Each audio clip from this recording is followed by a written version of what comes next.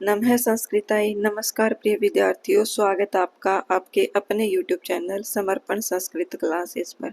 सबसे पहले तो मैं आप सभी को एक बात कहना चाहती हूँ कि आप बहुत से विद्यार्थी हैं जो मुझे बार बार कमेंट करते हैं कि मैम आपने ये नहीं किया, ये नहीं करवाया, ये नहीं। तो मैं आपको स्टार्टिंग की जब आपकी 3 से 4 मिनट की वीडियो होती है तो उसमें सब कुछ बताती हूँ आपको कि आज क्या करवाऊँगी, कल क्या करवाऊँगी या फिर क्या था जो छूट गया था। तो ये सब चीज़ें आप प्लीज़ जब मैं बोलूँ तो सुन भी लिया करो। मुझे पता है आप सभी के पास समय की कमी है, लेकिन मैं आपके फ़ायदे के लिए ही बोलती हूँ, कुछ भी एक्स्ट्रा नहीं बोलती हूँ। तो चलिए ज़्यादा टाइम बर्बाद नहीं करेंगे। और एक बात और प्रिय विद्यार्थियों कि जो विद्यार्थी सिर्फ और सिर्फ यहाँ पर प्रैक्टिस करने के लिए आया है आज की क्लास में, पहले की क्लास ओनली प्रैक्टिस बेस्ड थी। कल की क्लास मैंने आपकी एनसीईआरटी की करवाई थी जो 6th to 10th थी, 6th से लेकर के 10th तक थी। लेकिन आज की क्लास में हम 11th प्लस 12th दोनों इकट्ठी करेंगे। तो जो विद्यार्थी सिर्फ और सिर्फ यहाँ पर एनसीईआरटी की प्रैक्टिस करने के लिए क्लास पे आया है, तो उससे थोड़ी सी मेरी रिक्वेस्ट समझ लीजिए या कुछ भी समझ लीजिए। आप वीडियो को स्किप करके, पूरी वीडियो नहीं करनी है आपको, मीन्स कि जितनी वीडियो में मैं +1 और +2 की जो क्लास पढ़ा रही हूँ तब तक की वीडियो को स्किप करके आप प्रैक्टिस सेशन देख सकते हैं। मैंने एनसीईआरटी के 40 प्लस क्वेश्चन उठाए हैं और जो कि मोस्ट इम्पोर्टेंट है, और एग्ज़ाम में क्वेश्चन किस प्रकार के आते हैं वो भी आपको पता चल जाएगा। इसलिए आप सभी से रिक्वेस्ट है कि जो विद्यार्थी सिर्फ और सिर्फ प्रैक्टिस करने के लिए आया है वो सीधा प्रैक्टिस सेशन पर पहुंच सकता है, क्योंकि यहाँ पर कोई लाइव क्लास नहीं है आपकी, तो आप स्किप कर सकते हैं। अन्यथा आज पहले हम 11वीं और 12वीं की क्लास का जो रिवीजन रहता है, रैपिड रिवीजन मैंने जो बोला था वो करवाती हूँ मैं पहले। चलिए शुरू करते हैं। कहाँ थे हम कल? ये 11th क्लास। चलिए एक बार फिर से शुरू कर ही लेते हैं। दो पार्ट तो शायद मैंने करवाए थे आपको। तो यहाँ पर जो हमारा सबसे पहला पाठ आता है 11th क्लास का, वेदा अमृतम। ऋग्वेद मूलतः ज्ञान कांड कहलाता है, इसमें देवता प्रक मंत्र है।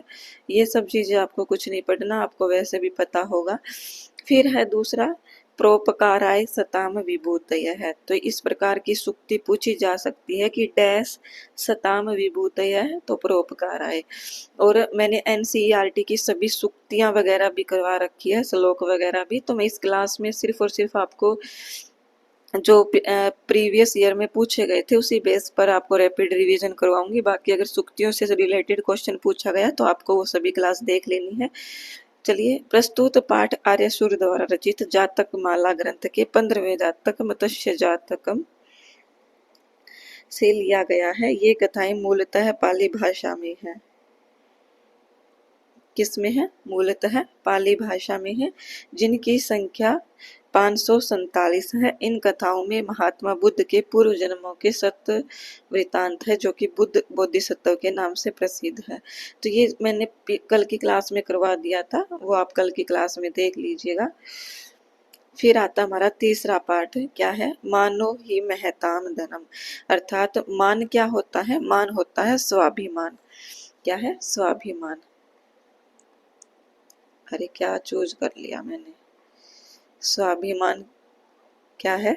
महान धन होता है, कि किसी व्यक्ति के लिए जो अपना स्वाभिमान ही है ना, वही एक महान धन है। कोई धन जो ये हम रुपए वगैरह के पीछे भागते रहते हैं, ये कोई धन नहीं होता। मीन्स कि ये सिर्फ एक ये समझ लीजिए कि एक ऐश्वर्य के पीछे भागना ही है। लेकिन महान व्यक्तियों के लिए अपना जो स्वाभिमान है वही धन होता है। उनके स्वाभिमान को कभी भी ठेस नहीं पहुंचानी चाहिए। इसलिए आप जब भी किसी भी महान व्यक्ति से बात करो जो आपसे बड़े हैं, चाहे उम्र में हो या फिर चाहे ज्ञान में हो, तो आप उनको रिस्पेक्ट से, इज्जत से ही बोलिएगा। चलिए, तो यहाँ पर मानो ही महताम धनम, ये महर्षि महर्षि वेदव्यास द्वारा रचित महाभारत के उद्योग पर्व से लिया गया है। और ये भी पूछा जा सकता है कि महाभारत के किस पर्व से, तो उद्योग पर्व से है। और कौन से अध्याय से है, तो 131 से 134।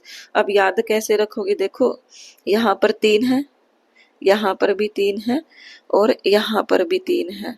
ये वैसे ऊ है लेकिन हम इसको 3 ही मान करके चलेंगे, तो आपको अच्छे से ध्यान रखे रहेगा कि उद्योग पर्व से है और 131 से 134 अध्यायों से संकलित है। महाभारत को किस नाम से भी जाना जाता है, इतिहास पुराण नाम से भी जाना जाता है। ये पंक्ति देकर करके हमसे पूछा जा सकता है कि ये कहाँ से है।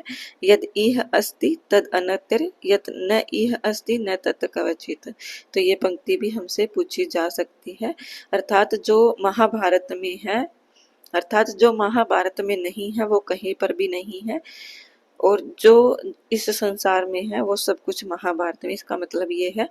फिर है चौथा पाठ हमारा सवर्ण शक्तिका, अर्थात सोने की गाड़ी। क्या है, सवर्ण शक्तिका, सोने की गाड़ी।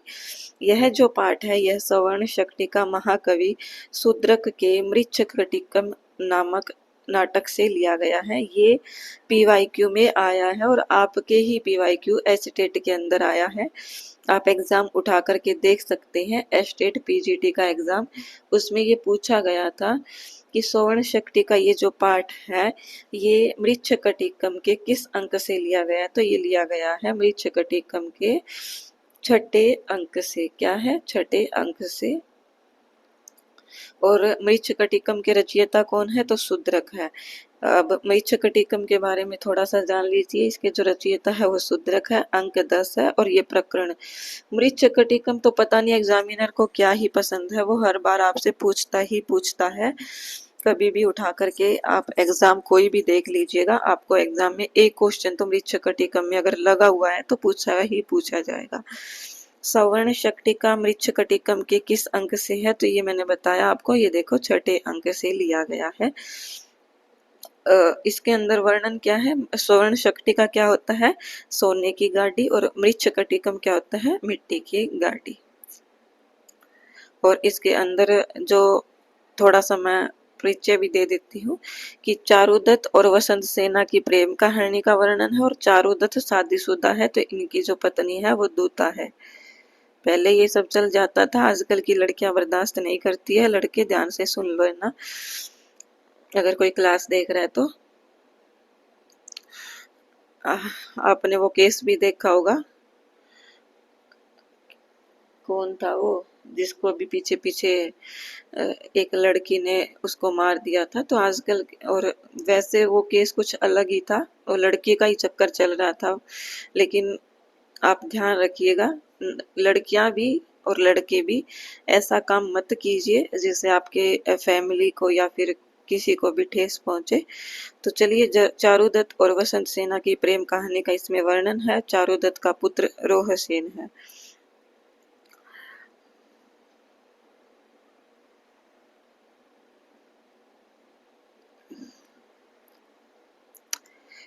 पंचम है पाठ है आहार विचार है। आहार विचार है आयुर्वेद के प्रमुख आचार्य चरक के चरक संहिता नामक ग्रंथ से संकलित है। क्या है, ये जो पाठ है आहार विचार आचार्य चरक के चरक संहिता नामक ग्रंथ से संकलित है। मैंने आपको एक और पाठ पढ़ाया था, कौन सा, व्यायाम, याद है कि नहीं आपको, व्यायाम सर्वदा, और ट्रिक से याद भी करवाया था, व्यायाम सर्वदा पथ्य। तो यहाँ पर मैंने से आपको याद करवाया था कि ये सुश्रुत संहिता से है। और सुश्रुत संहिता किसकी है, आचार्य सुश्रुत जी की। किसकी है, आचार्य सुश्रुत की है। तो यहाँ पर से याद करना है। और यहाँ पर देखो स नाम का कोई शब्द नहीं है, अक्षर नहीं है। तो आपको यहाँ पर क्या करना है, आहार विचार, तो यहाँ पर आपको 4 शब्द से याद करना है, 4 से चरक।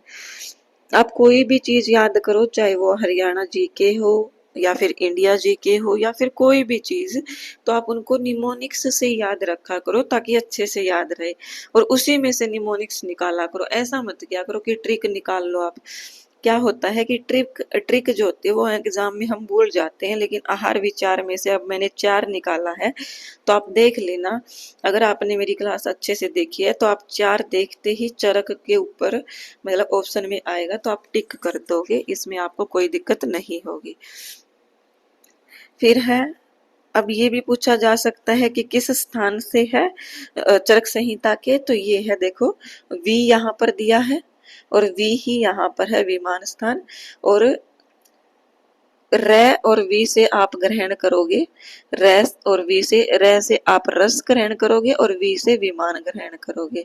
तो इस प्रथम अध्याय से ये क्या है, संकलित है। क्या है, संकलित है। और प्रथम कैसे याद रखोगे, प्रथम आप इस प्रकार से याद रख सकते हो कि हमारा जो पहला कार्य होता है वो क्या करना होता है, भोजन करना, आहार करना। तो यहाँ पर पहले से याद रखना आप। मैं अपनी तरफ से पूरी कोशिश कर रही हूँ कि आपको अच्छे से याद हो जाए। अगर आपको ऐसे नहीं करना तो आप अपनी मर्जी से कैसे मर्जी कीजिए, लेकिन अब की बार आपको जितने भी मुझसे पढ़ करके गए हैं, मुझे सभी का रिजल्ट चाहिए। कैसे भी करके आपके सभी के सभी, मतलब जितने भी, अभी हम 3200 फैमिली हो चुके हैं, तो जितने भी बच्चे एक्टिव हैं पढ़ने के लिए, उन सभी का रिजल्ट मुझे चाहिए ही चाहिए। उन सभी मैं दुआ भी करूंगी कि वो सभी पास हो जाए, क्योंकि एक अध्यापक के लिए, अध्यापिका के लिए यही एक बहुत बड़ी उपलब्धि होती है कि उनके द्वारा पढ़ाए गए विद्यार्थियों ने जो एग्जाम है वो क्रैक कर लिया है। छठा पाठ, संतति प्रबोधनम। यह जो पाठ है यह भवानी भारती से अवतरित किया गया है। कहाँ से, भवानी भारती से अवतरित किया गया है। संतति, भवानी भारती संतति प्रबोधनम। और इसके जो रचयिता है वो कौन है, अरविंद घोष है। ये PYQ में आया है तो मोस्ट इम्पोर्टेंट है, ध्यान रखिएगा। और इसके बारे में कुछ भी नहीं पूछा जाता है। चलिए याद रखिएगा कि संतति प्रबोधनम पाठ कहाँ से, भवानी भारती से, और इसके रचयिता कौन है, अरविंद घोष। फिर आता है हमारा 7वां पाठ, विज्ञान नौका। यह जो पाठ है ये किसके द्वारा लिखा गया है, तो ये लिखा गया है श्री निवास रथ के द्वारा। किसके द्वारा, श्री निवास रथ के द्वारा रचा गया है। श्री निवास रथ का जो जन्म है 1933 में हुआ, और प्रोफेसर श्रीनिवास निवास रथ जी की जो कविता है उसका नाम है तदेव गगनम सवेदरा। ये भी एस्टेट के PYQ में आया है, तो ये ध्यान रखिएगा। मैं आपको सभी क्वेश्चन करवाऊंगी जो भी आपके रिपीट हुए हैं या नहीं हुए हैं, तो आप देख लीजिएगा कि किस प्रकार के एग्जाम क्वेश्चन में आए हैं NCERT को लेकर के।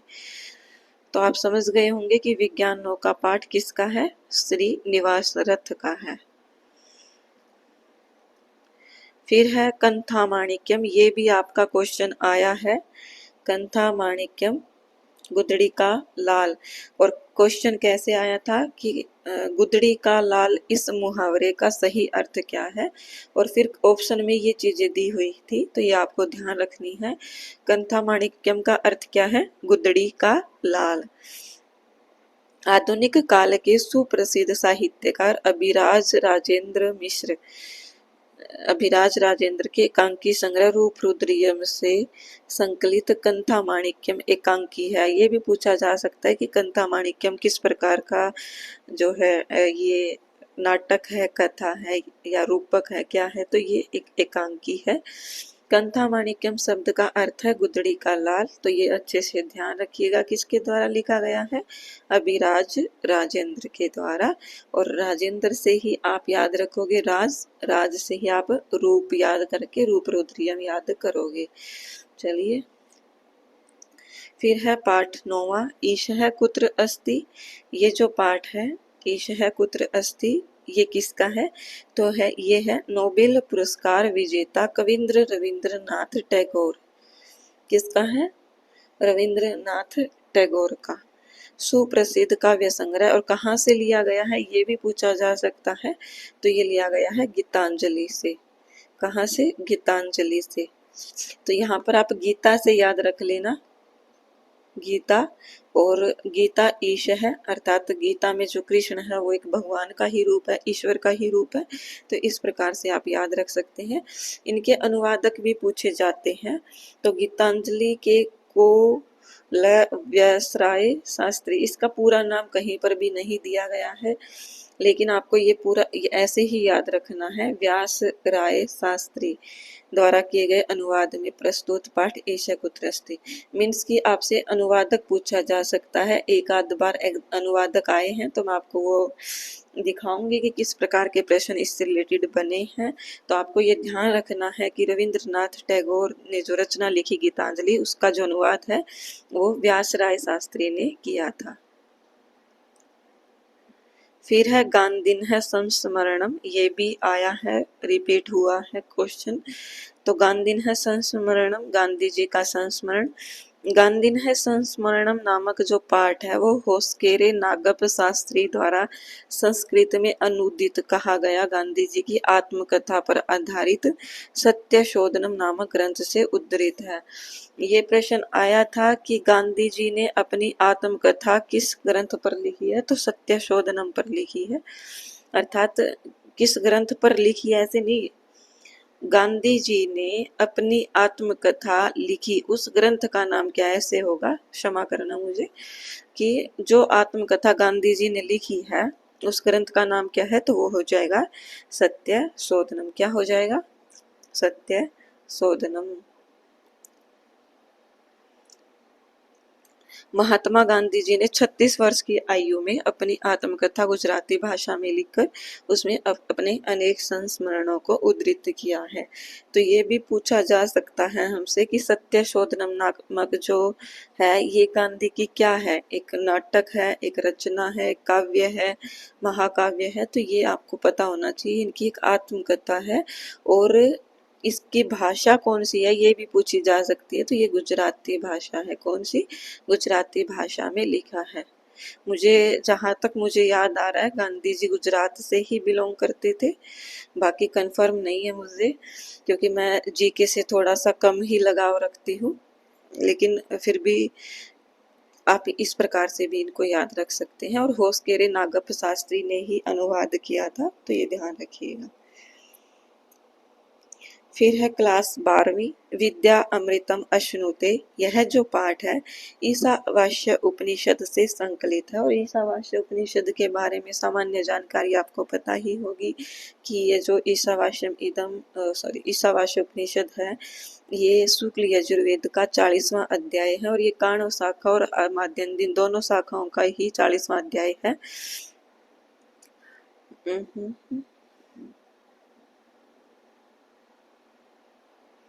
ये भी ध्यान रखिएगा, ये भी एग्जाम में पूछा जा सकता है कि 108 उपनिषद में 11 उपनिषद अत्यंत महत्वपूर्ण है। तो प्रश्न कैसा आ सकता है कि कौन सी ऐसी उपनिषद है जो 11 उपनिषदों में नहीं गिनी जाती या 11 महत्वपूर्ण उपनिषदों में नहीं गिनी जाती है।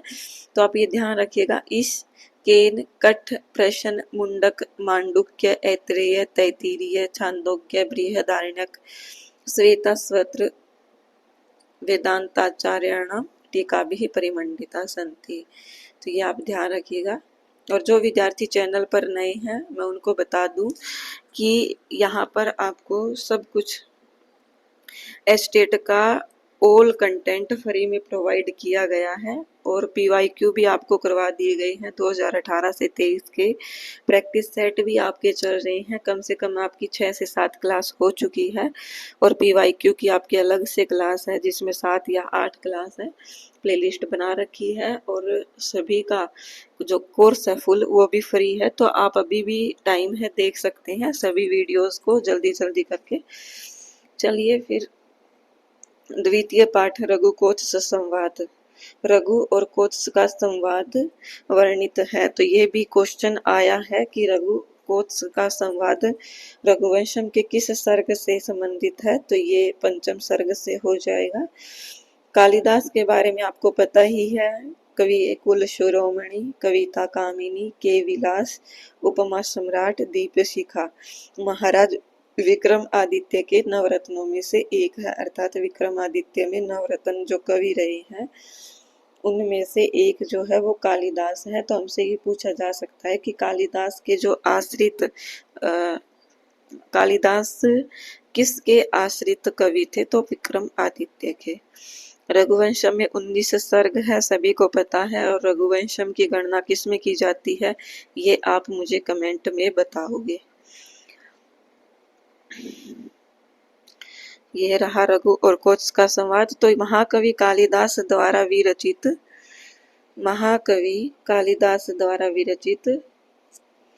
रघुवंश महाकाव्य के पंचम सर्ग से संकलित है।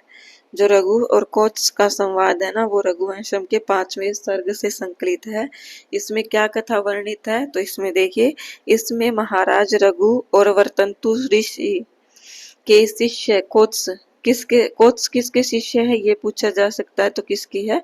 वर्तंतु के शिष्य है। किसके? वर्तंतु के शिष्य है। कोत्स नामक ब्रह्मचारी के मध्य साकेत नगरी में हुआ संवाद वर्णित है। 14 करोड़ स्वर्ण मुद्रा गुरु वर्तंतु ने कोत्स से मांगे थे। कोत्स शिष्य ने जब वर्तंतु ऋषि से शिक्षा ग्रहण कर ली थी, तो उसने जिद कर ली कि मैं आपको भिक्षा दूंगा ही दूंगा, कि आपने मुझे पढ़ाई करवाई है तो मैं आपको भिक्षा नहीं, दक्षिणा, गुरु के लिए दक्षिणा ही बोला जाता है ना, तो गुरु दक्षिणा मैं दूंगा ही दूंगा। तो इस पर जो गुरु वर्तंतु है उसने कोत्स से 14 करोड़ स्वर्ण मुद्राएं मांग ली। अब कोत्स के पास इतना कुछ था नहीं, क्योंकि कोत्स जो है वो विश्वजीत यज्ञ में सब कुछ दान कर चुके थे। तो महाराज रघु के पास गुरु दक्षिणा के लिए धन मांगने आता है। कौन आता है? कोत्स। महाराज रघु धनपति कुबेर पर आक्रमण करने की योजना बनाते हैं, और भयभीत कुबेर जो है यक्ष के कोषागार में स्वर्ण वृष्टि, रघु के, किसके? कि जो रघु है वो कुबेर के घर आक्रमण करने की योजना बनाते हैं, और जो कुबेर है वो भयभीत होकर के रघु के जो कोषागार किसको बोला जाता है? जहां पर राजा महाराजा अपने धन वगैरह रखते थे, उस पर सोने की वर्षा कर देते हैं। तो यहाँ पर ये आप ध्यान रखिएगा क्या वर्णन है इसके अंदर। फिर है बाल कौतुकम। तो यहाँ पर बाल कौतुकम शब्द से ही आपको स्पष्ट हो जाना चाहिए जिन विद्यार्थियों ने उत्तर रामचरितम पढ़ी है। तो चौथे अंक में लव और कुश को देख करके राजा जनक और अरुंधति और कौशल्या, इनके दिमाग में ये आता है कि अरे ये तो बिल्कुल राम के जैसे ही लग रहे हैं, तो ये कौन है दोनों। तो इनके लिए कौतुक मतलब उनको जानने की जो जिज्ञासा है वही है। तो यहाँ पर ये देखो उत्तर रामचरितम के चौथे अंक में ही वर्णित है। महर्षि वाल्मीकि के आश्रम में वो जाते हैं सब राजा जनक और वो। तो ये देखिए, राज ऋषि जनक, कौशल्या एवं अरुंधति खेलते हुए बालकों के बीच एक बालक में राम एवं सीता की छाया देखते हैं। फिर है कर्म गौरवम, अर्थात कर्म का महत्व बताया गया है। तो कर्म का महत्व किसमें है? श्रीमद् भगवत गीता में ही है, और ये मैंने आपको कल की क्लास में करवा दिया है, तो बार बार मैं रिपीट नहीं करूंगी। फिर है सुकनाशोपदेश। क्या है? सुकनाशोपदेश, सुकनास मंत्री का उपदेश। तो ये जो है सुकनास मंत्री का उपदेश जो है, ये महाकवि बाणभट्ट कादम्बरी का ही एक पार्ट है। ये सुकनासोपदेश आप सभी ने पढ़ा भी होगा। सुकनासोपदेश से कौन परिचित नहीं है, क्योंकि आजकल हर सब्जेक्ट में, हर पेपर में देखने को मिलता ही मिलता है। तो ये जो महाकवि बाणभट्ट है, इसके बारे में थोड़ा सा जान लीजिए। कान्यकुब्ज कन्नौज के राजा हर्षवर्धन के जीवन पर हर्षचरित लिखा। किस पर लिखा है? कन्नौज के राजा हर्षवर्धन। तो हमसे ये भी पूछा जा सकता है कि महाकवि बाणभट्ट किसके आश्रित कवि थे? तो ये थे कान्यकुब्ज कन्नौज के राजा हर्षवर्धन के। और हर्षवर्धन का राज्यकाल 606 ईस्वी से 648 ईस्वी रहा है, तो इसी समय इनका बाणभट्ट जी का समय रहा होगा। और हर्षचरित और कादम्बरी इनकी दो मुख्य रचना है। हर्षचरित एक आख्यायिका है, हर बार पूछी जाती है एग्जाम में, बहुत से एग्जाम में देखने को मिलता है कि हर्षचरित क्या है। तो ये एक आख्यायिका है। और कादम्बरी क्या है? तो कादम्बरी एक कथा है, अच्छे से ध्यान रखिएगा। और कथा क्या होती है, कवि के द्वारा कल्पित होती है, लेकिन आख्यायिका क्या होती है, ऐतिहासिक होती है। मतलब जो इतिहास में घटना घटती है उसी के आधार बना करके आख्यायिका लिखी जाती है। तो हर्षरितम एक आख्यायिका है, और इनकी पहली कृति भी पूछा जा सकता है, तो हर्षरितम पहली कृति है। कादम्बरी के अंदर जो शुकनाशोपदेश है, इसमें क्या वर्णन है कि जो राजा चंद्रापीड़ है, सॉरी तारापीड़, वो अपने पुत्र का राज्याभिषेक करवाना चाहते हैं। तो इस पर वो चाहते हैं कि मेरा जो बेटा है चंद्रापीड़, वो कहीं राजा के ऐश्वर्य में आकर के भटक ना जाए, इसलिए वो अपने मंत्री शुकनास को कहते हैं कि वो मेरे बेटे चंद्रापीड़ को अच्छे से उपदेश दे, ताकि वो अपने पथ से विचलित ना हो। तो यहाँ पर इसी का वर्णन है, बाकी आपको कुछ नहीं जानना, बस आपको ये याद रखना है पिता कौन है, तारापीड़, और बेटा कौन है, चंद्रापीड़। आप ऐसे भी याद रख सकते हो, देखो मैं आपको निमोनिक से याद कराऊं। तारापीड़ के अंदर ता है, ता, तो इसके आगे आप बस पी लगा दीजिए, अर्थात पिता। तो पिता तारापीड़ है, चंद्रापीड़ राजा बनने जा रहा है, तो बेटा हो जाएगा तारापीड़ का, और मंत्री कौन है, शुकनास है। कौन है, शुकनास है। फिर है 8वां पाठ, कार्यम व साधयेयम देहम व पातयेयम। या तो कार्य की सिद्धि होगी या देह का विनाश होगा। ये कहाँ से लिया गया, शिवराज विजय से। इसके रचयिता कौन है, तो शिवराज विजय आपको पढ़ते ही पता लग गया होगा। ये पहला उपन्यास भी माना जाता है, ऐतिहासिक उपन्यास भी माना जाता है। ये शिवराज विजय किसका है, अंबिका दत्त व्यास का, और इसके पहले निवास के चौथे निश्वास, पहले विराम के चौथे निश्वास से संकलित है, और ये क्या है, ऐतिहासिक उपन्यास है। तो हमसे पूछा भी जा सकता है कि शिवराज विजय क्या है, तो एक ऐतिहासिक उपन्यास है। फिर है दीनबंधु श्री नायार है, यह पाठ उठिया एक बात बताना बच्चों, मैं जैसे आपको सामने दिखाई नहीं देती हूँ, तो क्या आप मेरी क्लास देखते समय बोरियत फील नहीं करते? मुझे तो मतलब ऐसे अगर मैं किसी टीचर की क्लास देखूँ तो थोड़ा बहुत बोरियत फील होने लग जाता है। आप कमेंट करके मुझे बताना, फिर मैं थोड़ा सा अपना जो पढ़ाने का थोड़ा सा तरीका ना वो चेंज करूँगी।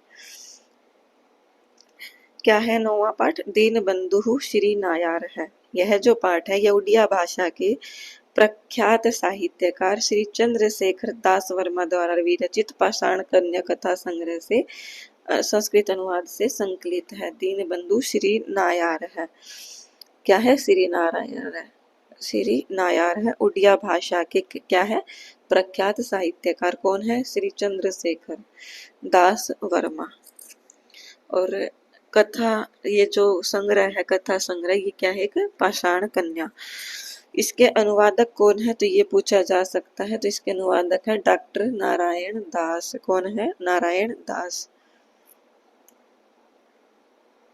ये आपको इम्पोर्टेंट नहीं है। चलिए, अब आपकी 11वीं और 12वीं की कक्षा भी यहाँ पर समाप्त हो जाती है। अब हम प्रैक्टिस शुरू करते हैं अपनी।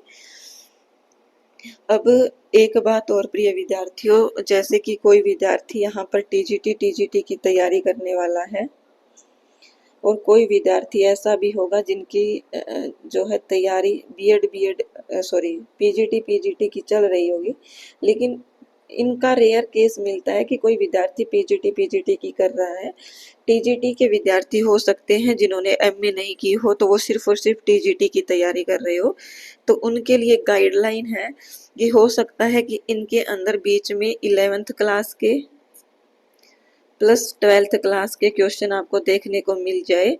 तो आपको माइंड नहीं करना है कि मैम आपने जो है टीजीटी का नहीं करवाया या पीजीटी का। मैंने जहाँ से भी मुझे प्राप्त हुए 40 क्वेश्चन प्राप्त किए हैं। बाकी आप इतने छोटे बच्चे नहीं हो कि आपको क्वेश्चन बना करके दे तभी आप पढ़ोगे। मैंने आपको पहले थ्योरी भी करवा रखी है, तो क्वेश्चन थ्योरी से ही बनते हैं, कहीं और से नहीं बनते।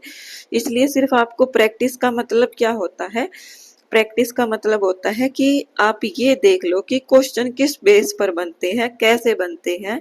तो ये आपको बस पता होना चाहिए, ये नहीं कि आप सारा दिन। मैंने ना आज तक जितने भी एग्जाम क्लियर किए हैं, मैंने कभी भी प्रैक्टिस सेट नहीं लगाए थे, क्योंकि जब मैंने थ्योरी कर ली है, और संस्कृत के विद्यार्थियों को इतनी प्रैक्टिस की आवश्यकता भी नहीं होती। जितने विद्यार्थी कमेंट करते हैं कि मैम आप हमें कोई बुक बता दीजिए या ये बता दीजिए, जब आपको इतना कंटेंट आपको क्लास में मिल रहा है, तो मुझे नहीं लगता कि आपको कहीं पर भी बुक की भी आवश्यकता पड़ रही है।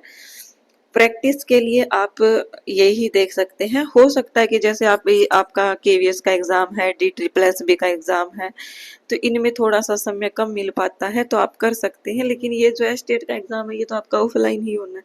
तो प्लीज़ मैं तो आपको यही गाइडलाइन दूंगी कि आप थोड़ा सा प्रैक्टिस को भी साथ में लेकर के चलिए, पर इतना भी प्रायोरिटी मत कीजिए कि मैम हमें बुक लेनी है, बुक के बिना हम पढ़ ही नहीं पा रहे हैं। जब आपको प्रैक्टिस के ऊपर 10-10, 12-12 क्लास अभी तक मिल चुकी है, और मैं बोल रही हूँ कि 6-7 क्लास मैं और दे दूंगी, फिर भी आपको अगर प्रैक्टिस बुक की आवश्यकता पड़ रही है, तो कहीं ना कहीं आप सिर्फ और सिर्फ प्रैक्टिस के ही भरोसे बैठे हैं कि हम क्वेश्चन देखेंगे और क्वेश्चन के ऊपर 4 क्वेश्चन को जो सोल्यूशन दिया होगा उसी के आधार पर सिर्फ और सिर्फ अपना एग्जाम क्रैक कर लेंगे। तो ये आपका भ्रम है, क्योंकि एग्जामिनर का कुछ नहीं पता होता।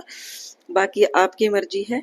प्रैक्टिस के लिए इतने क्वेश्चन काफ़ी होते हैं कि हमें ये पता लग जाए कि क्वेश्चन बन किस तरह से रहे हैं, किस टॉपिक के ऊपर। चलिए हम करते हैं शुरू, ज़्यादा समय बर्बाद नहीं करेंगे। तो सबसे पहले हमारा जो क्वेश्चन है, मैं यहाँ पर क्वेश्चन नंबर डाल देती हूँ। आप अपना जो मैंने आपको तरीका बता रखा है वैसे करते रहिएगा।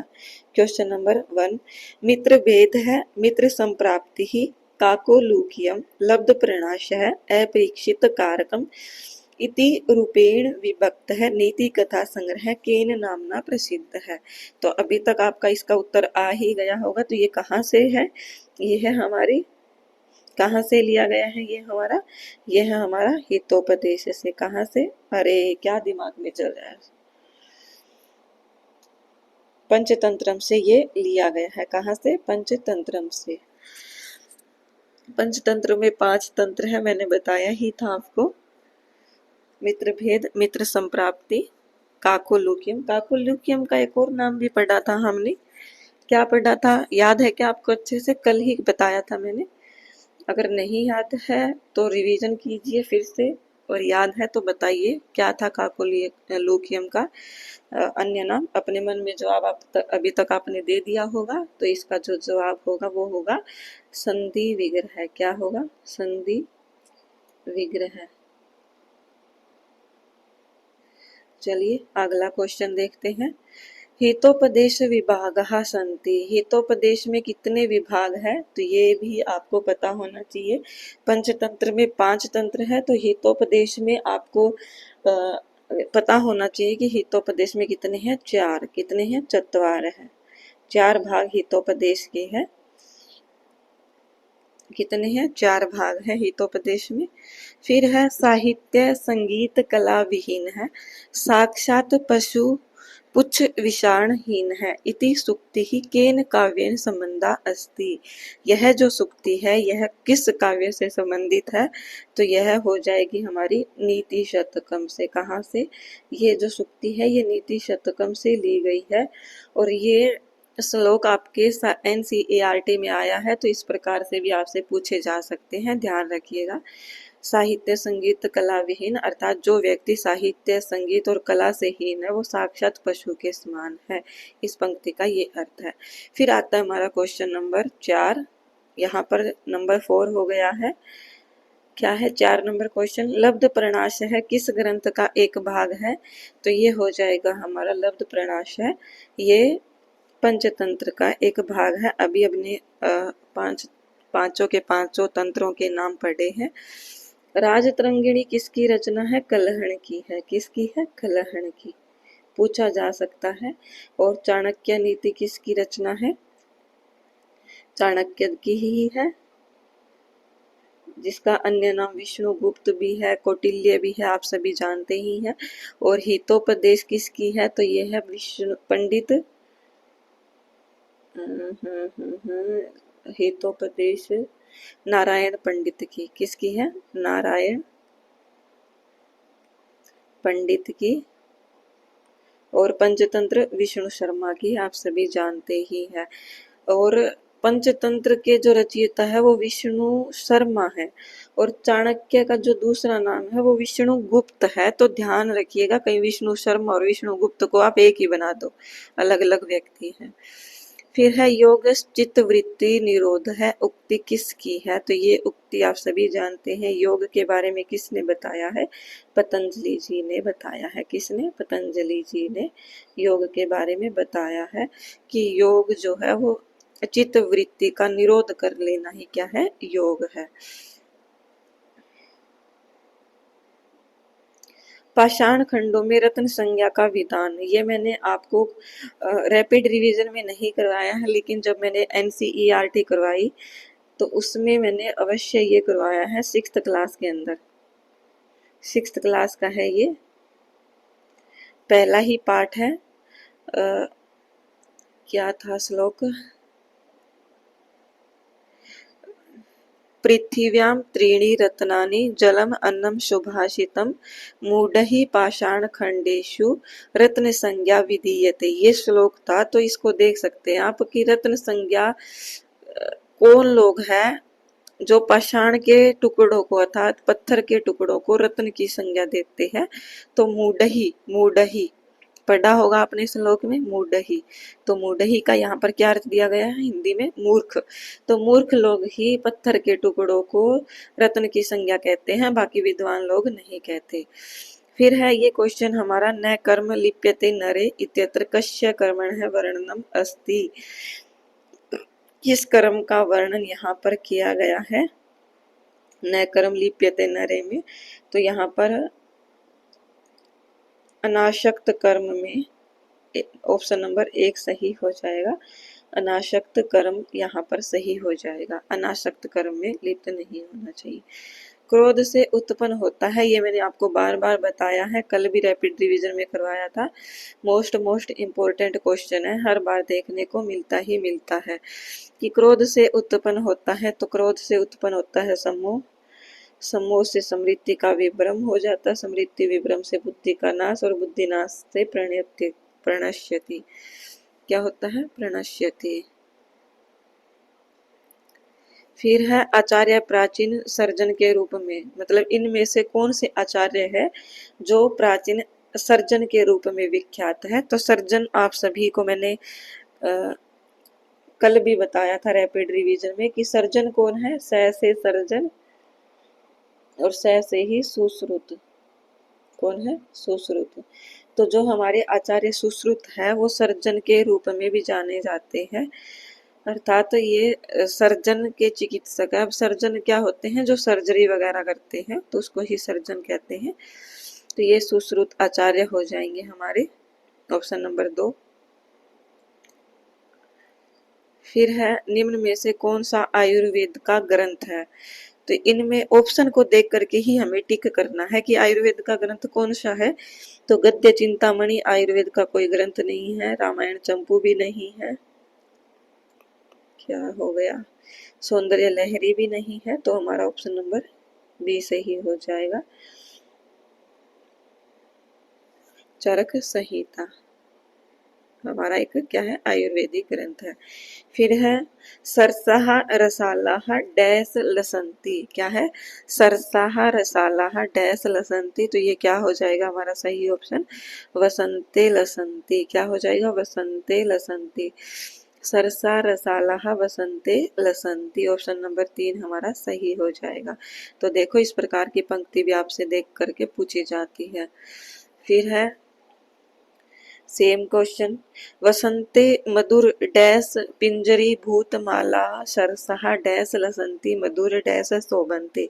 ये जो प्रश्न है ये कहाँ पूछा गया था? ये प्रश्न चंडीगढ़ TGT में पूछा गया था, और ये NCERT का ही क्वेश्चन है। तो वसंते मधुर मंजरी ही पिंजरी भूतमाला सरसः रसालः कोकिला काकलीनाम कलापः शोभन्ते। तो ये आएगा हमारा ऑप्शन नंबर 4 सही हो जाएगा।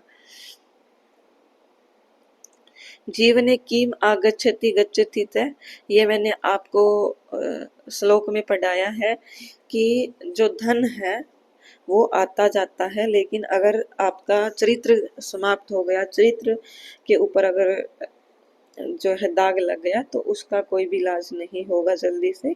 तो धन का क्या है, ये तो आता जाता ही रहता है। तो यही पूछा गया है कि जीवन में क्या है जो आता जाता रहता है, ये भी NCERT का ही है, पूछा गया था और मैंने श्लोक में पढ़ाया भी है आपको, इसलिए आपको श्लोक भी देखने जरूरी है। तो आप प्लेलिस्ट देख लीजिएगा, छठे से 12वीं तक की। अगर आप TGT की कर रहे हो तो 10वीं तक देख लीजिएगा, अगर आप PGT कर रहे हो तो 9वीं से 12वीं तक देख लीजिएगा। फिर है खलानाम मित्रता भवती। खलानाम अर्थात दुष्टों की जो मित्रता होती है ना, वो कैसी होती है, दुष्ट लोगों की जो मित्रता होती है वो शुरुआत में भारी होती है, अर्थात बहुत गाढ़ होती है शुरुआत में तो, और धीरे धीरे क्या है, जैसे ही उनका स्वार्थ निकल जाएगा वैसे ही वो मित्रता है जो समाप्त हो जाएगी। ये देखो, यथा योग्य श्लोकांशों का मेल हमें करना है। तो यहाँ पर मेल करना है हमें, क्या कैसे करेंगे, तो देखो विस्मय, और ये श्लोक का मेल जो है वही विद्यार्थी कर सकता है जिन्होंने अच्छे से श्लोकों को पढ़ा है, याद किया है। तो यहाँ पर क्या है, विस्मयो न ही कर्तव्यम विद्यायाः संग्रहेषु च, अर्थात हमें विद्या का संग्रह करने में और व्यवहार वगैरह करने में, इस प्रकार से मैंने एक श्लोक बताया था, उसमें हमें विस्मय नहीं करना चाहिए। आहारे व्यवहारे च त्यक्त लज्जा सुखी भवेत, अर्थात आहार में और व्यवहार में हमें लज्जा छोड़ देनी चाहिए, उसी से हम क्या करते हैं, सुख का फील करते हैं। सत्येन धार्यते पृथ्वी सत्येन तपते रवि सत्येन वाति वायुश्च सर्वम सत्यम, क्या था लास्ट का मतलब, उस सभी कुछ सत्य में ही समाहित होता है। इसकी संस्कृत क्या थी, याद नहीं आ रही, चलिए कोई बात नहीं। तो यहाँ पर ये ध्यान रखिएगा कि सत्येन धार्यते पृथ्वी सत्येन तपते रवि। फिर है सद्भिर विवादम मैत्रीम च बहुरत्ना वसुंधरा। तो ये ऑप्शन हमारे सही हो जाएंगे कि जो वसुंधरा है वो हमारी बहुरत्नों वाली है। तो ऑप्शन आप देख लीजिएगा। फिर है स्वर्ण काक है, कल ही पढ़ाया है, स्वर्ण काक है पाठ के रचयिता कौन है, तो ये हो जाएंगे हमारे, कौन हो जाएंगे, स्वर्ण काक है पाठ के रचयिता, तो ये हो जाएंगे हमारे श्री पद्म शास्त्री। कौन हो जाएंगे, श्री पद्म शास्त्री। फिर है विश्व कथा शतकम के लेखक कौन है, तो विश्व कथा शतकम के लेखक भी कौन हो जाएंगे, पद्म शास्त्री ही हो जाएंगे।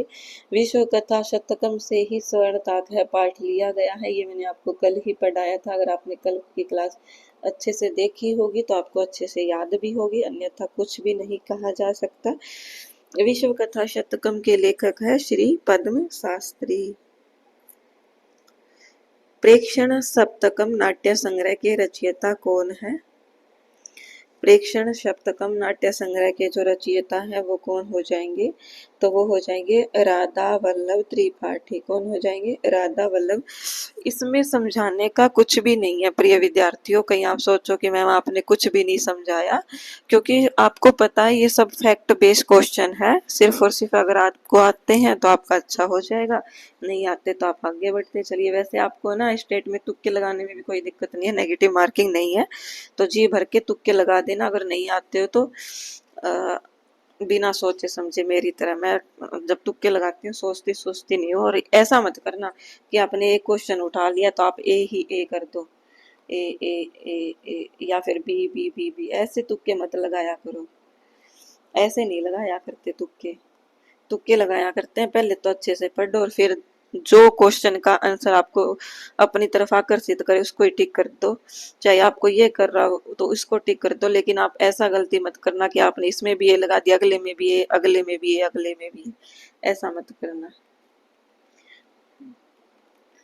क्योंकि ऐसा करोगे तो क्या पता आपका एक भी सही ना हो, लेकिन जो आकर्षित कर रहे हो वो क्या पता आपके सही हो जाए। तो यहाँ पर जो कल्पतरु नामक पाठ है ये किस कथा संग्रह से लिया गया है, तो ये भी मैंने आपको पढ़ाया है, किससे लिया गया है, वेताल पंचविंशति से। कहाँ से लिया गया है, वेताल पंचविंशति से। कहाँ से, वेताल पंचविंशति से लिया गया है।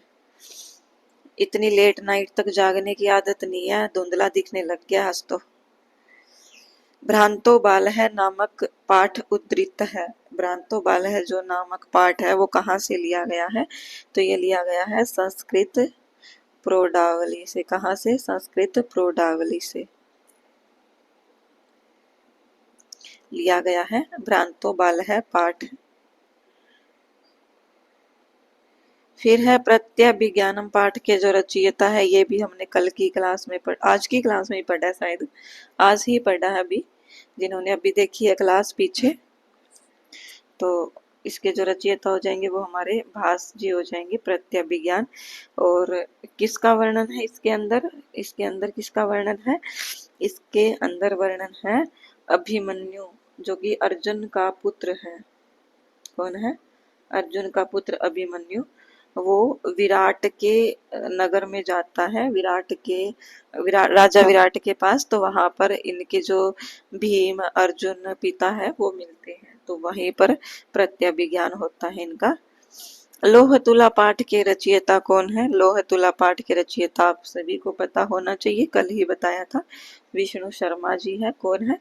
विष्णु शर्मा जी। लोह तुला ये जो कहानी है ये पंचतंत्र की ही है।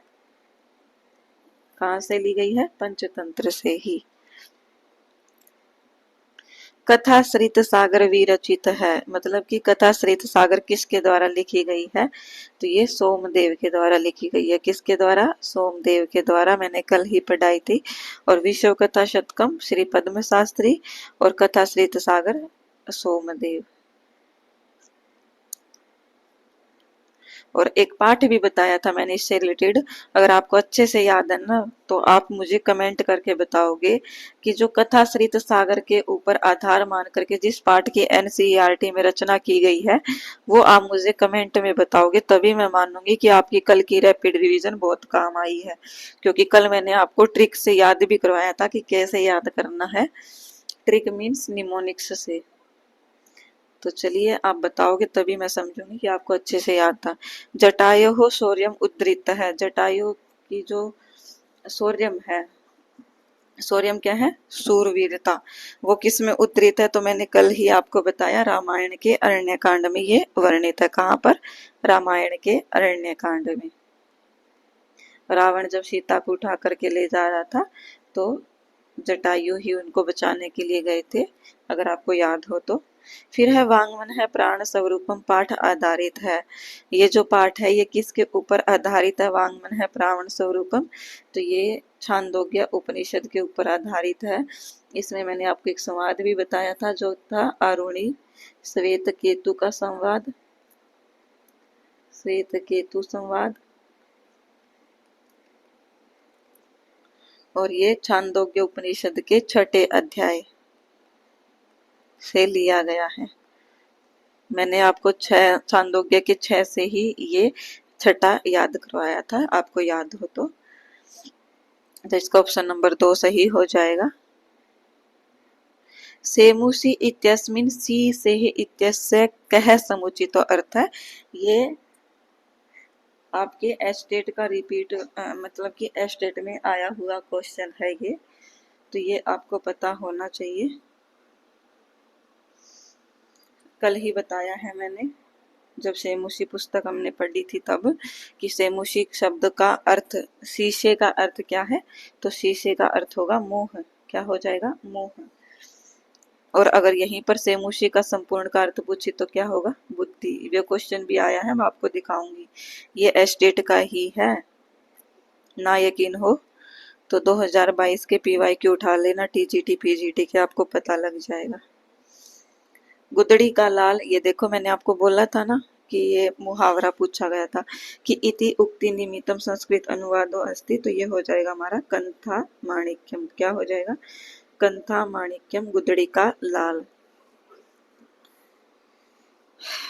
प्लीज आप सेशन को शेयर जरूर कर दिया करो, ऐसा ना हो कि जब एस्टेट का एग्जाम हो और आप बोलो कि मैं तो समर्पण संस्कृत क्लासेस चैनल से पढ़ के आई हूँ, और विद्यार्थी ये बोले कि ऐसा कौन सा चैनल हो गया तो ये एक टीचर के लिए बहुत दुख भरी बात होगी कि वो जो विद्यार्थी जिस कंटेंट को मैं प्रोवाइड करवा रही हूँ वो सभी विद्यार्थी मुझे ना जान पाए, मेरी कक्षा को ना जान पाए, मेरे चैनल को ना जान पाए। तो ये प्लीज़ आप जितने भी विद्यार्थी आपकी जानकारी में स्टेट की तैयारी कर रहे हैं उन सभी से शेयर कीजिएगा। इतना अच्छा आपको कंटेंट दिया जा रहा है, मैं इतनी मेहनत कर रही हूँ तो आप भी थोड़ी सी मेहनत कर लेना। फिर है गांधी विरचितायाः आत्मकथायाः पंडित होस्केर नागप्प शास्त्री कृतो अनुवाद है केन नामना प्रसिद्ध। तो अभी मैंने बताया आपको सत्य शोधनम किससे है, सत्य शोधनम नामक प्रसिद्ध है। फिर है समुद्र संगम इति दारासिकोह कृत संस्कृत अनुवाद कस्य फारसी ग्रंथस्य वर्तते। तो ये हो जाएगा मजम उल बहरैन। ये आप याद कर लेना, मुझे एनसीईआरटी में ये कहीं पर भी देखने को नहीं मिला, तो ये आप ध्यान रख लेना, कहीं हो सकता रिपीट हो जाए एग्जाम में। मजम उल बहरैन। तदेव गगनम सैव दरा इति कविता संग्रह रचयिता कह है। तो इस कविता संग्रह के जो रचयिता है वो कौन हो जाएंगे, वो हो जाएंगे प्रोफेसर श्रीनिवास रथ। कौन हो जाएंगे, प्रोफेसर श्रीनिवास रथ। समानी व आकुति ही समाना हृदयानी वह वेद वाक्य अत्र आकुति पदस्य को अर्थ है। तो यहाँ पर जो आकुति पद का अर्थ होगा वो क्या हो जाएगा, आकुति पद का अर्थ जो होगा वो हो जाएगा संकल्प। क्या हो जाएगा, संकल्प। ऑप्शन नंबर 2 हमारा सही हो जाएगा। फिर है भवानी भारती इति नामधेयम संस्कृत खंड काव्यम कस्य रचना अस्ति। ये जो संस्कृत खंड काव्य है भवानी भारती, कल मैंने याद करवाया था ना इसको आपको, ये नहीं था सच्ची, वो तो वो था जानकी वल्लभ वाला। भवानी भारती ये किसकी है, महर्षि अरविंद की है। किसकी है, महर्षि अरविंद के द्वारा लिखी गई है, खंड काव्य है ये। और ये भी पूछा जा सकता है कि ये किस प्रकार का काव्य है, तो भवानी भारती खंड काव्य है। फिर है निनादये नवीनामये वाणी वीणाम इति भारती वसंत गीते है रचयिता का है। तो भारती वसंत गीते के रचयिता कौन है, तो ये हो जाएंगे हमारे पंडित जानकी वल्लभ शास्त्री या पंडित पद्म शास्त्री या फिर पंडित मधुसूदन ओझा या फिर पंडित मथुरानाथ शास्त्री। तो निनादये नवीनामय वाणी वीणाम भारती वसंत गीते, इसके जो रचयिता हो जाएंगे वो मैंने आपको कल बताया था कि भारती इकारांत है तो जानकी इकारांत हो जाएगा। तो यहीं से ये लिया गया है, लिया गया मीन्स कि इनकी ही ये रचना है, भारती वसंत गीते है। फिर आता है श्री पद्म शास्त्री विरचित कथा संग्रह अस्ति। कल मैंने इनकी सारी कथा आपको याद करवाई थी। तो देखो श्री पद्म शास्त्री विरचित कथा संग्रह है, ये पूछा गया है। तो सिनेमा शतकम, तो मैंने यहाँ पर आपको कथा नाम की कोई चीज नहीं पढ़ाई थी तो ये नहीं होगी। सौरभ कथा शतकम नहीं, दीपक कथा संग्रम नहीं नहीं नहीं नहीं, विश्व कथा संग्रम ही क्या है, विश्व कथा शतकम ही आपकी क्या है, पद्म शास्त्री द्वारा लिखी गई है। और ये देख सकते हैं आप, एक ही एग्जाम में 2 से 3 क्वेश्चन पद्म शास्त्री से रिलेटेड पूछे गए हैं, तो ध्यान रखिएगा। फिर है देवर्षि कलानाथ शास्त्री न रचना नास्ति, कि देवर्षि कलानाथ शास्त्री की रचना इनमें से कौन सी नहीं है, तो वो आपको पता है कि जीवनस्य पृष्ठ द्वयम रचना जो है, पृष्ठ द्वयम, ये जो रचना है ये कलानाथ शास्त्री की है। लेकिन चतुष्टयम जो है ये इनके पिता भट्ट मथुरानाथ शास्त्री की है। किनकी है, मथुरानाथ की। कलानाथ के पिता है ये, ध्यान रखिएगा। तो ये चतुष्टयम इनकी है, इसलिए कलानाथ शास्त्री की नास्ति पूछा गया है। तो पहले आप अस्ति और नास्ति भी ध्यान रखिएगा।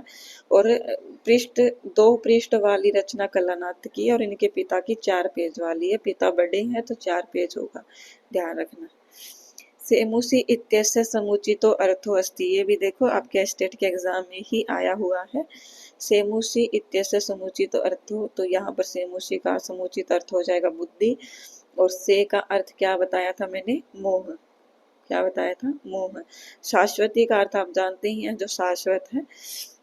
और ये देखो ये व्याकरण का प्रश्न है और एनसीईआरटी से ही पूछा गया है।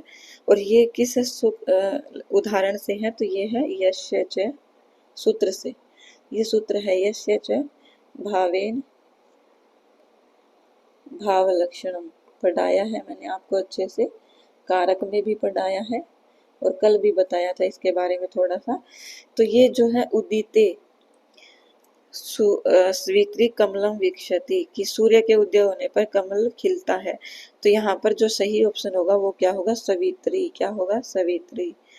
अर्थात जो पहली क्रिया हो रही है उसमें सप्तमी विभक्ति आएगी।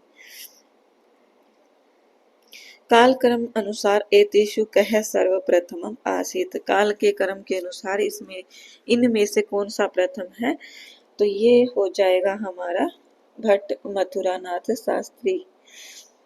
क्या हो जाएंगे, भट्ट मथुरानाथ शास्त्री हो जाएंगे। इसके बाद एक क्वेश्चन और है, वो और कर लीजिए, फिर मैं आपको ये इनके जो काल क्रम है इम्पोर्टेंट आधुनिक शास्त्रियों के वो बता दूंगी, तो जाइएगा मत। आरुणि श्वेत केतु संवाद, ये मैंने आपको अभी बताया कि ये छांदोग्य उपनिषद से संबंधित है और ये आपके स्टेट के एग्जाम में आया है, तो ध्यान रखिएगा। चलिए अब मैं आपको ये बता देती हूँ कि कौन जो है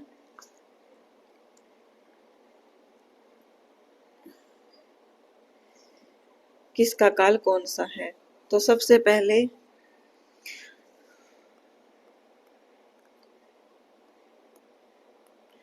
अंबिका दत्त व्यास, अंबिका दत्त व्यास। आप थोड़ा सा मेरी आवाज भी सुनते जाइएगा और लिख लीजिएगा, मोस्ट इम्पोर्टेंट है। अंबिका दत्त व्यास का जो समय है वो है 1858 ईस्वी से 1900 ईस्वी। क्योंकि ये आधुनिक है तो आपको इनके उसमें नहीं पढ़ना है कि ईसा पूर्व है या क्या है, ईस्वी ही होगा। 1858 ईस्वी से 1900 ईस्वी। फिर है पंडिता क्षमाराव, पंडिता समाराव। इनका जो समय है वो क्या है, 1890 से 1954। क्या है, 54। 1890 से 1954। फिर है मथुरानाथ शास्त्री। क्या है, भट्ट मथुरानाथ।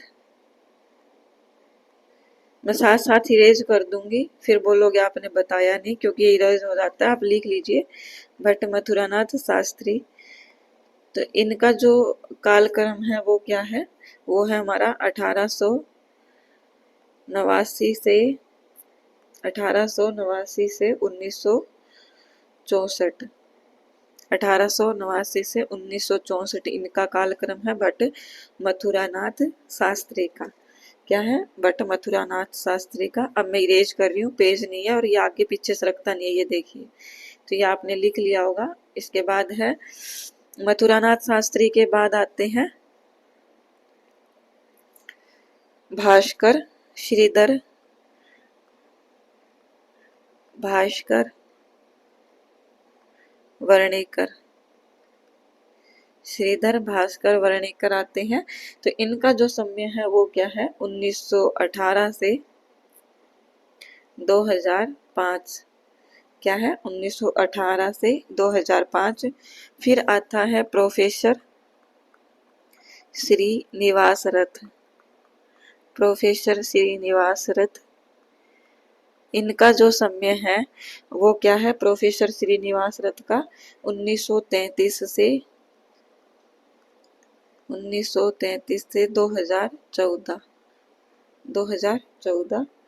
फिर देवर्षि, प्रोफेसर श्रीनिवास रथ के बाद 1933 से 2014 फिर आते हैं आपके पद्म शास्त्री। कौन आते हैं, पद्म शास्त्री जी। मोस्ट इम्पोर्टेंट है। तो इनका जो समय है वो कब है, 1935 से 2015। 2015 में अर्थात इनकी मृत्यु हुई। फिर आते हैं देवर्षि कलानाथ शास्त्री, कलानाथ शास्त्री। देवर्षि कलानाथ शास्त्री का जन्म कब है, 1936। और मुझे जहां तक मुझे लगता है ये अभी भी जीवित ही हैं, क्योंकि इनकी मृत्यु का वर्णन कहीं पर भी नहीं किया गया है। ये अभी भी हमारे बीच है।